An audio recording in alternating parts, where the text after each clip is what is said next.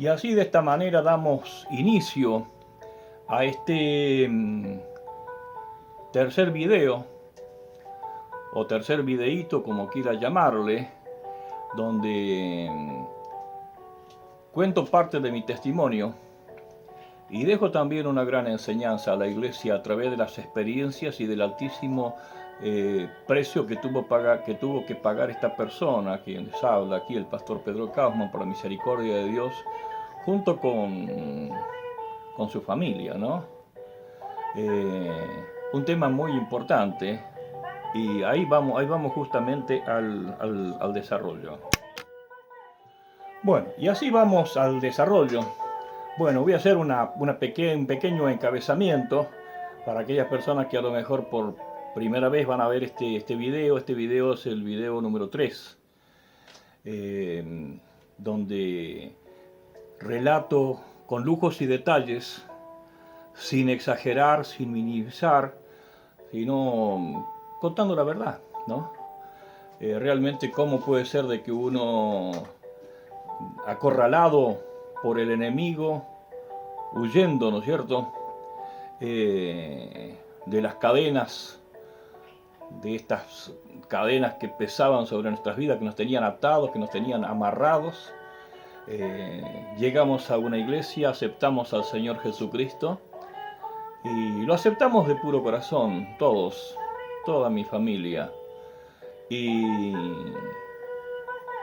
la que era mi esposa queda bajo un poder que no podíamos explicarlo, pero vociferaba en medio de la congregación, vociferaba, estaba a los gritos, con unas conductas antilógicas que obedecían pura y exclusivamente a una manifestación demoníaca o abstracta, como quiera llamarle, ¿no? Bueno, y recorrimos todas las iglesias de acá de Villa Mercedes, todas, no quedó ninguna. Estoy hablándole de hace 25 años atrás, 30 aproximadamente. Recorrimos todas las congregaciones, todas las iglesias. Recorrimos mormones, testigos de Jehová, todos los brujos, todos los mágicos, todos los hechiceros, todos los que de alguna manera se manejaban con lo oculto, con el ocultismo. Y recorrimos todas las iglesias, mormones, testigos de Jehová, congregación del séptimo día o la iglesia adventista, ojo, con respeto que todos ellos se merecen. Yo aprendí algo de un maestro de la palabra, que nosotros los hijos de Dios no hemos sido llamados a contender con los demás, más allá que estén equivocados en algo, ¿no? Sino que no hemos sido llamados tampoco a fumigar religiones, sino que se va más lejos con la humildad y contando la esencia que tratando de pararse de arriba de los demás, ¿no? Y recorrimos todas las iglesias, todas las congregaciones, acá no quedó nadie afuera, a todos los recorrimos. Y nadie pudo traer, como quien dice, colirio a los ojos irritados. Estábamos cada vez más mal, más mal, más mal, más mal, más mal. Y bueno, mis hijos eran pequeños, yo no podía salir a trabajar. Estábamos viviendo en un terrenito que yo había levantado, una piecita con mucho sacrificio, donde cabía escasamente la cama de matrimonio y una cucheta improvisada para mis hijos. Y un bañito, un excusado, como le llaman, o excusado creo que lo llaman, ¿no? Donde no había agua corriente, donde no había luz, no había nada. Y allí estábamos viviendo los días más lóbregos de nuestra historia en el matrimonio y en los inicios de la iglesia. Y ahí estábamos. No había plata para Remí, no había plata porque Remí no existía hace tiempo, no había plata para los taxis. Entonces, cuando la que era mi mujer estaba manifestada o con problemas, yo agarraba, como no podía casi caminar, yo la llevaba a Cococho. ¿Y cómo la llevaba? Ella se subía detrás mío, me abrazaba así, y ponía sus piernas acá a la orilla de mis caderas, y así yo la llevaba hasta prácticamente a las puertas del hospital. Y eso no lo hice una vez, lo hice innumerables veces lo hice, ¿no? Y buscando una salida. Y había un médico, un cardiólogo muy prominente, que no voy a mencionar el nombre porque entiendo que no corresponde. Y realmente estaba tan preocupado por esta situación, tan preocupado por esta situación, que directamente me atendía sin turno. Venga, venga, venga, que tenemos que me siento en deuda con ustedes, que la ciencia no puede darle una respuesta. Y más vale que no tenía la respuesta a ello, porque era algo abstracto, algo espiritual. Y sabe que, dice, mire, le damos el pase a Buenos Aires, a Mendoza, a cualquier lado lo mando, le hago todos los papeles para que usted vaya y pueda salir. Claro, porque era algo realmente, no sé, vivir dentro de la desgracia me parece que es poco. La palabra más clarita sería esclavizado en medio de las tinieblas por Satanás, ¿no? Y resulta que pasaron los días y así vivía. Llegó el momento que perdí mi coordinación como persona 3 veces, donde me paraba y no sabía dónde ir o qué hacer. Ahí me quedaba por un lapso de tiempo, donde los minutos no sé si transcurrían o no transcurrían, pero es como cuando alguien pulsa y detiene el botón del tiempo. Por eso yo siempre dije que los sentimientos no se pueden medir. Y porque una persona llore o no llore ante una situación difícil, no significa de que esto no haya calado en sus vidas. Así como tampoco se puede determinar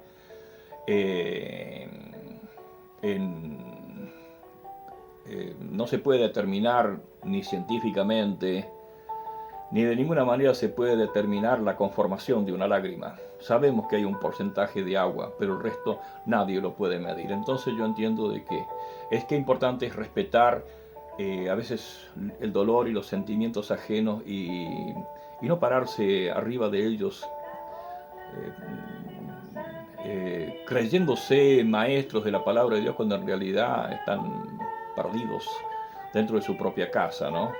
¿Cuánto le habrá pasado a ustedes que estando dentro de su propia casa se levantan y apenas van o por primera vez se levantan y quieren ir para el lado de la puerta y agarran al revés, ¿no? Bueno, el caso es que ahí estábamos bregando terriblemente. La que era mi mujer estaba días sobre días tirada en una cama. Y bueno, había 4 criaturas que alimentar. Había 4 criaturas que en aquellos tiempos eran mantillas, no habían pañales descartables. Estas mis manos lavaban hasta 40 mantillas afuera, a veces en pleno invierno, en un fuentón afuera, porque adentro no cabía el fuentón, ¿no? Y llegó el momento que se acabó el perfume, el desodorante, se acabó no había lavandina, no había nada. Usted lavaba las mantillas de los niños y por horas le quedaba las colonias bacteriológicas, podríamos definir de alguna manera, en las manos, ¿no? Y ahí yo estaba permaneciendo firme, habiendo conocido al Señor, habiéndolo aceptado, pero con una manifestación demoníaca impresionante, porque habíamos aceptado el nombre del Señor. Y no me deje, sigue hasta el final, porque esto es algo importantísimo. Porque lo que yo estoy haciendo no es mi objetivo de ganar seguidores, sino mi objetivo es de edificar el cuerpo de Cristo y contar las grandes cosas que Dios hace en medio de aquellos que le buscan de puro corazón, ¿no? Y bueno, resulta que cada vez esto iba peor, peor, peor. Los vecinos me traían la comida y tengo una nube de testigos de que me ayudaron en esas situaciones. En la calle Córdoba 780, me acuerdo que había una familia Rivarola, había una familia, con el respeto que se merece, eran de Corrientes, pero no me acuerdo cómo se llamaban. El hijo de ellos se llama Bazán, no me acuerdo cuál es el nombre, ¿no? Nelson Bazán creo que se llama el hijo, ¿no? Y nos ayudaron de mil maneras. Todos éramos humildes, pero el peor era yo, porque todo el mundo sabía. Yo no alcanzaba a ir a tomar un trabajo, que al ratito venía la familia Bazán esta familia de Corrientes, en la bicicleta el hombre dejaba todo, iba y me llamaba, su esposa está mal, y así venía, dejaba todo el trabajo, y no pude trabajar en definitiva. Entonces se apropió de nosotros el hambre, la miseria, la depresión, perdidos directamente. Lo único que nos restaba lo único que me restaba a mí era quitarme la vida. Y permítame decir que lo pensé y organicé todo. Porque me sentí un fracasado, me sentí un sirve para nada. Y no fui de ese tipo de personas que agarran y la hacen sencillo. Van y llevan sus hijos a los padres, a la mujer se la llevan a la madre o a los suegros, y se sacuden así un poquito la espalda, el lomo, por así decir, más criollamente hablando, y bueno, vida nueva. No, yo no hice eso. Y estoy hablando con propiedad y con personas que atestiguan, pero miles que atestiguan esto, ¿no? Ahí estaba yo. Un hambre impresionante, una mamadera de leche para solamente para 4 niños, no había más. Yo me iba corriendo a los vagones del ferrocarril en aquellos tiempos, en la caja del pan, y me descargaba un vagón de ferrocarril junto con otros compañeros y me daban una cajita, la caja pan me daban. Y yo era el hombre más feliz de la tierra y caía a mi casa con alimento, ¿no?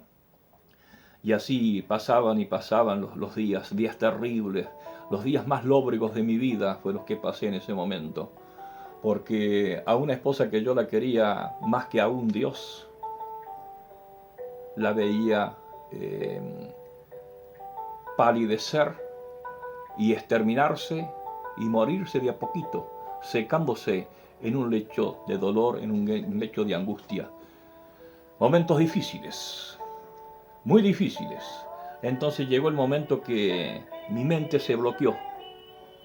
Y hasta que usted no pasa por esos lugares, hasta que usted no pasó por esa experiencia, usted no es una autoridad para poder hablar sobre el tema y para poder conducir a otros que están en situaciones similares. Es lindo tener las cicatrices de la lucha y poder decir yo perseveré en el Señor y pude ganar y pude salir adelante, ¿no? Había preparado todo, un cable de acero, porque yo fui mecánico toda una vida. Un cable de acero y colgado arriba donde yo levantaba los motores, dije, ahí me cuelgo y se acaba la vida.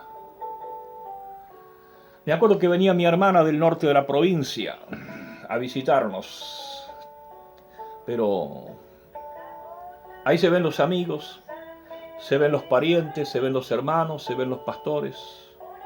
Cuando usted no tiene más nada, cuando usted perdió todo, cuando está, no en la lona, debajo de la lona, pienso, ¿no? Y bueno, dije, yo mañana me voy a quitar la vida, porque no puedo soportar más esto. No, nadie me podía entender. Hablar era crear enfrentamiento. Y bueno, ya había recorrido todas las iglesias, había recorrido todo el ambiente abstracto, todo lo oculto, la brujería, todo. Y no había arreglo. Entonces dije, mañana, a estas horas de la tarde, mi vida se acaba. Pero pensaba en mi raciocinio, en mi conciencia muerta, podríamos llamarle, muerta, empalidecida. Dije, ¿qué será de mis hijos si ahora que estoy yo, nadie se duele por ellos? ¿Qué será el día que yo no esté? Y ahí estaba, atado, encadenado, una fortaleza satánica sobre mi vida. Y no había arreglo. Entonces estaba esperando que pasaran las horas y esto lo había guardado para mí. No se lo había contado a nadie. Y no me iba a atar con una piola finita como para hacer espectáculo. No, con un cable de acero, porque yo una persona entendía el tema y sabía lo que iba a hacer y lo que estaba haciendo. Y pasaron 12 o 14 horas y cayó una hermana muy viejita, muy anciana, digo viejita cariñosamente, y vendía flores, que era la hermana Carola. No sé qué apellido es, lógicamente hace muy muchos años que pasó todo esto. Era una persona de mucha edad y siempre llegaba a mi casa y me traía y le compartíamos lo que teníamos. Y ella me dijo, dice, mira, dice, allá hay un lugar donde puedes llevar a tu mujer, donde hay unos brujos que ponen las manos sobre las personas y según ellos sanan, pero eso es brujería. Entonces dije, bueno, listo, si ahí hay una buena salida, ahí voy, ahí voy. Y el caso es que agarré la bicicleta, esa misma tarde donde yo ya me estaba por quitar la vida, me agarré la bicicleta y el hijo de una persona, de una familia adinerada del norte de la provincia, en las miserias más crueles, con hambre, con desnutrición. Una de mis hijas, que es pastora por la misericordia de Dios, no caminaba por la debilidad, se arrastraban por el piso, por el hambre, ¿no? Y la calle a veces es dura, las personas son duras. Pero hubieron hermanos y hubieron pastores que realmente dieron de sí hasta lo que no tuvieron. Y mi agradecimiento y mi respeto para ellos. Mi agradecimiento y mi respeto para todos los vecinos de la calle Córdoba, el 700. Y cuantos otros más, ¿no? Y sabe que agarré la bicicleta que tenía, no tenía para comprar una cámara, una cubierta, y le había puesto adelante en la rueda delantera una correa industrial, que es una goma maciza, durísima. Y cuando iba en el asfalto era un ruido, se da cuenta que venía una trilladora, ahí venía este hombre que hoy les habla. Salvado, redimido, bendecido, liberado por el poder de Jesucristo, que está justamente emplazado en el libro de Marcos 16, 17, que dice, estas señales seguirán a los que creen. En el nombre de Jesús echarán fuera demonios, ¿no? Y sabe que me llegué ahí, y cuando llegué ahí vi muchas personas conocidas y cantaban esta alabanza que dice así: solo Dios hace al hombre feliz, solo Dios hace al hombre feliz, la vida es corta, todo se acaba, solo Dios hace al hombre feliz, Cristo tan bueno como me ayudó, y en horas oscuras Él me acompañó, mis penas, mis culpas, Él me las gritó, Cristo tan bueno como me ayudó, y seguían tocando esta alabanza, seguían ejecutando esta alabanza, y realmente fue algo que traspasó todo mi ser. Y me volví a mi casa y ya habían como 300 personas congregadas, y no tengo por qué negar quién fue el pastor de esa iglesia, pero es un poquito más al fondo, más al último del video, ¿no? Y no había auto, no había remí, no había plata, no había nada. Así que agarré a mi mujer, la cargué al hombro, y 15 cuadras de distancia. La cargaba, la dejaba en la esquina, me volvía, buscaba un niño que teníamos de pañales, y lo traía alzando en un brazo, del otro lado traía alzando a la otra hija que no caminaba, se arrastraba por el hambre, y los otros dos venían caminando prendidos de mis pantalones. Los dejaba en la esquina, los llevaba de vuelta a otra cuadra más, y así hasta que llegamos a la campaña. Pero yo no llegué a la campaña con fe, y en algún momento vamos a estar hablando de esto. Yo llegué buscando un mágico, un brujo, un espiritista de alto nivel. Como lo comenté en los videos anteriores, en el 1 y en el 2, que yo con esta mano firmé un contrato con Satanás para que me pudieran aceptar y ser parte de ese cuerpo. Y bueno, el caso es que llegamos a la campaña, estaban cantando esas preciosas alabanzas, como una gota de tu sangre, la que estamos escuchando aquí, como solamente el amor de Jesús, como es otra alabanza, ese otro himno que es en el monte Calvario, entre tantísimos otros, en el hogar, tú necesitas a Jesús. Y cantaba estas alabanzas y yo era el más desgraciado, el más desposeído, lo peor, el descarte, la escoria, ahí estaba, eso éramos nosotros. Pero para Dios teníamos un precio altísimo. Y llegó el momento que la que era mi mujer quiso dispararse y salió disparando, la inválida, fíjese, la inválida, Más vale que la agarré de sus ropas y la senté de vuelta y dije, de acá vos no te vas. Y bueno, y apareció el predicador, ¿no? Y por lo menos 20 centímetros más alto que todas las personas, saco negro, corbata negra, camisa blanca, lo único que tenía de blanco, camisa blanca, ojos celestes, un gringo grandote, pantalón negro, medias negras y zapatos negros, ¿no? Y lo hizo corto y sencillo. Y dijo, en esta tarde Dios va a hacer un milagro. Y ese milagro se encuentra reflejado en el libro de Marcos 16:17. Echaron fuera demonios en el nombre de Jesús. Y dijo, todos aquellos que en esta tarde, con sus labios, confiesan el nombre de Jesús, levanten sus brazos en alto. Y yo una vez más, pero un poco decepcionado, levantaba mis brazos y una vez así reactivaba mis votos con el Salvador. Pero yo seguía esperando un brujo, un mágico. No podía entender que era una iglesia cristiana, no podía entender que era una congregación cristiana, valga la redundancia, ¿no? Entonces, yo seguía esperando un mágico, un brujo. Y dice, todos los que han hecho un trato con Satanás, o que han ido a un brujo, a mágicos, a hechiceros, o que se han puesto la cintita acá rojita, o que han ido a medirse el empacho, o que han tirado las cartas, o que se han hecho a leer la suerte en el té, o en el café, o en cualquier otra filosofía o técnica, van a repetir conmigo estas palabras. Y van a decir, escucha bien, diablo y Satanás, con mis labios confesé el nombre poderoso de Jesús. Y en este momento yo entregué mi vida, mi cuerpo, mi alma, todo mi ser. Hasta los últimos días de mi vida, se la entrego a ti, Señor, ¿no? Recuerden que por ahí puedo ser un poco inconexo porque han pasado muchos años, ¿no?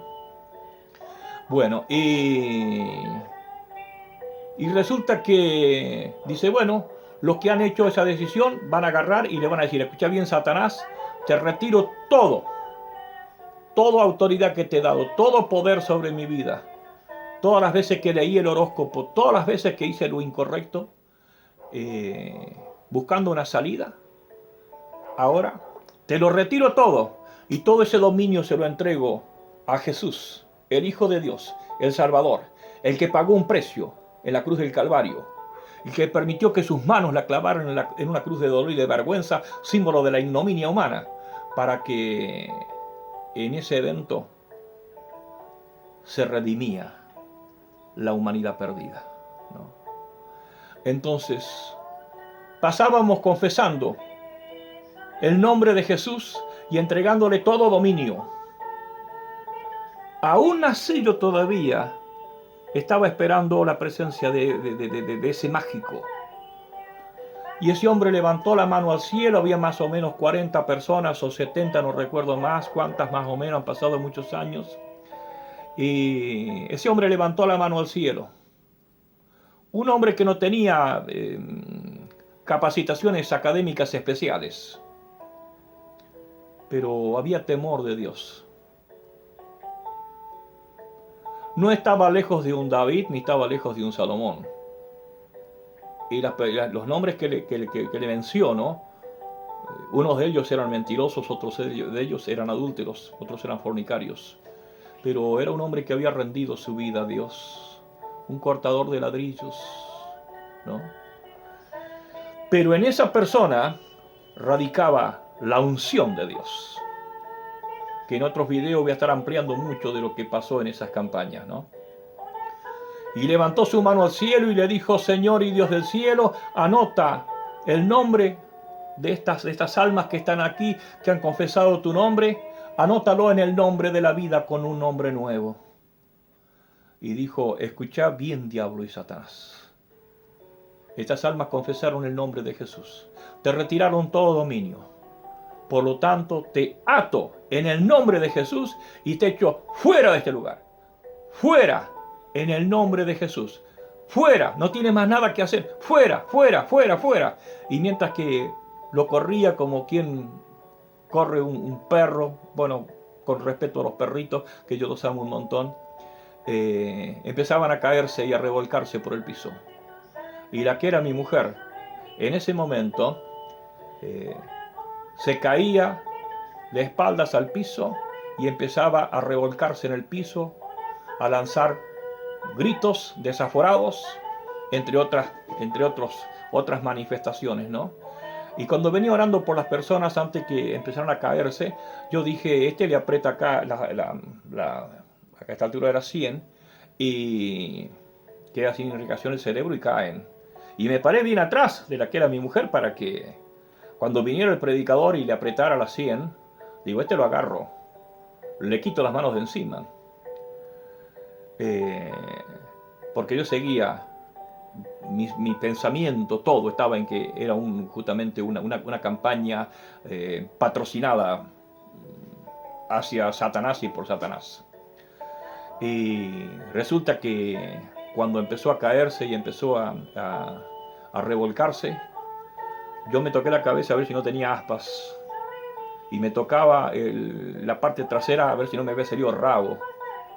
Porque decía, suelta Satanás y suelta Satanás, fuera, fuera. Y en ese momento se cayeron más o menos como 20 personas. 20 o 30 si no me equivoco, ¿no?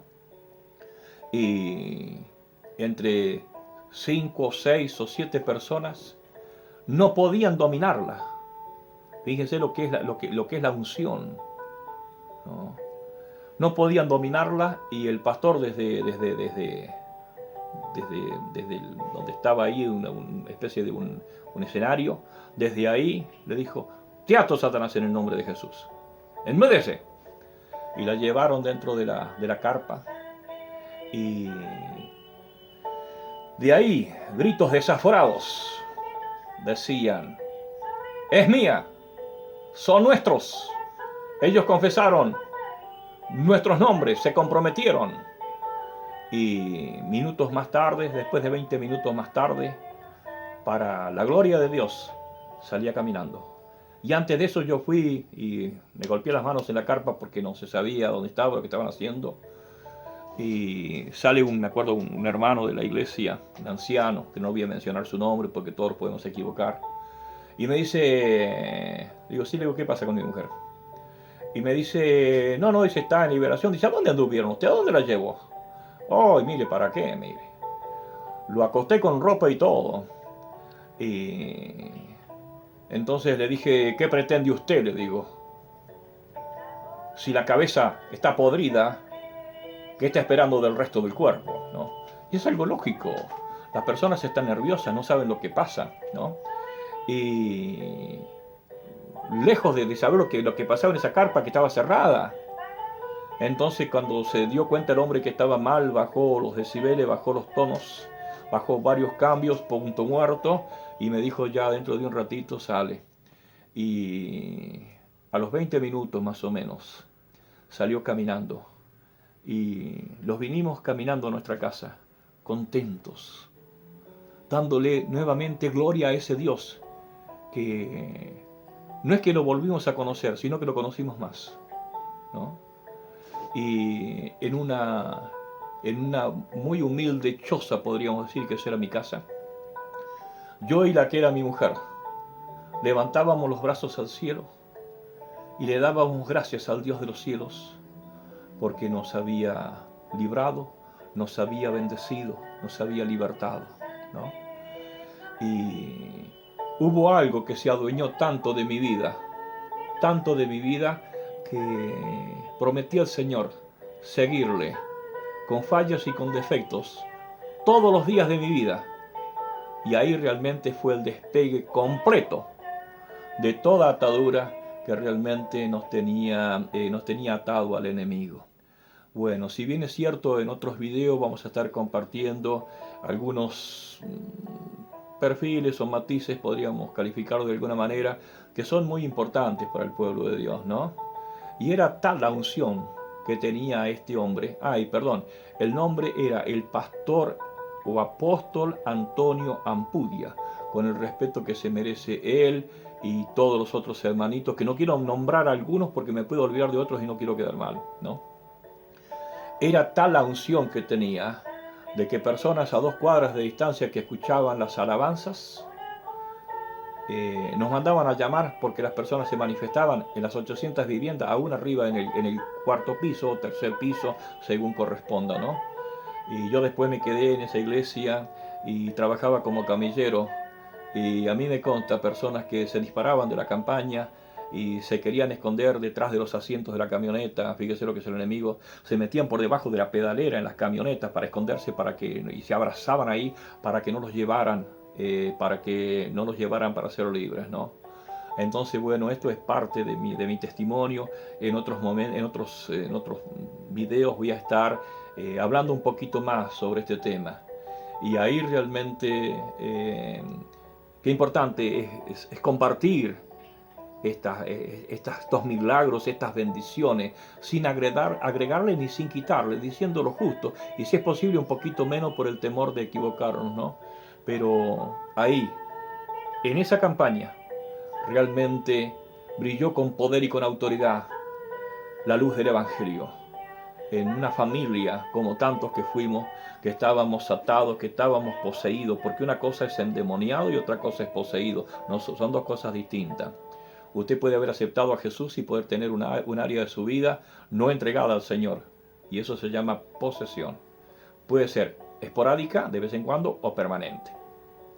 Y ahí realmente la luz brilló en medio de las tinieblas de nuestra vida. Y así emprendimos el camino, ¿no? Y realmente qué importante es cuando un padre, ¿no? Un hombre, porque todos dicen yo soy hombre, todos dicen yo soy padre de familia, ¿no? Pero qué importante es cuando uno como padre pone no solo lo que tiene, sino pone hasta lo que no tiene. Y cuando realmente se ve vencido, y hay muchos dicen que quitarse la vida es cobardía. En otro momento voy a estar tocando ese tema, ¿no? Eh, Dejémoslo ahí porque me va a llevar media hora explicarlo, ¿no?